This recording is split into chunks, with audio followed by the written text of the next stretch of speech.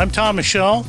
I live in Brandon, Florida, and I'm a very fortunate old man to own a 1973 Volkswagen Thing. The Things came into the United States in 1973 and 1974 as a sport utility vehicle. The actual origin of these vehicles were that they were designed for the German Army.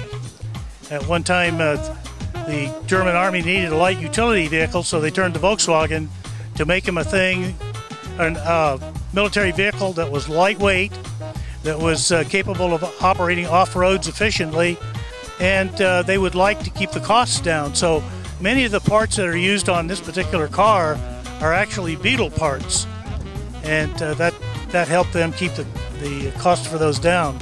The production run from 68 to 80 took these little vehicles all over the world.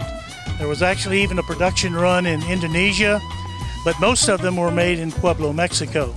This is a car that Ralph Nader didn't like very much because he thought it was too lightweight, not enough personal safety features on it, and so along with the Pinto and the Corvair, the Volkswagen Thing became a target for Ralph Nader's pressure on the automobile industry. So they stopped importing them in 1975.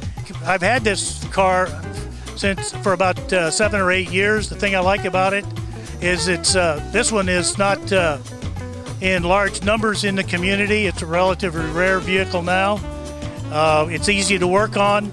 It's simple to work on, so I can do a lot of the work myself.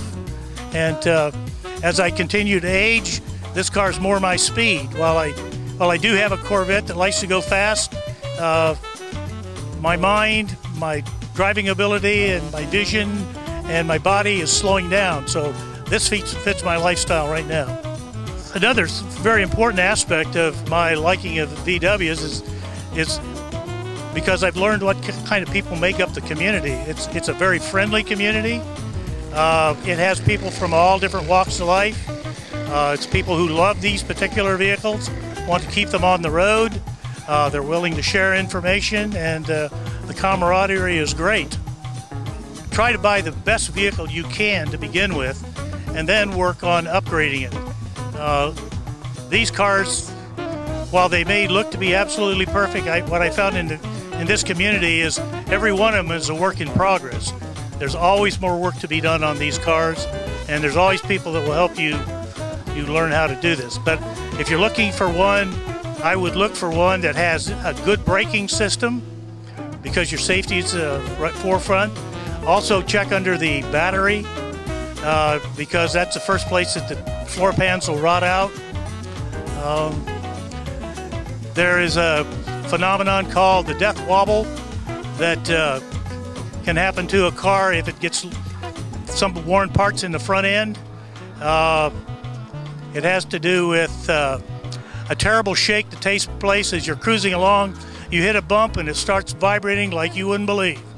So it may have a name other than the death wobble, but that's what I call it. So those are things I think you need to watch out for.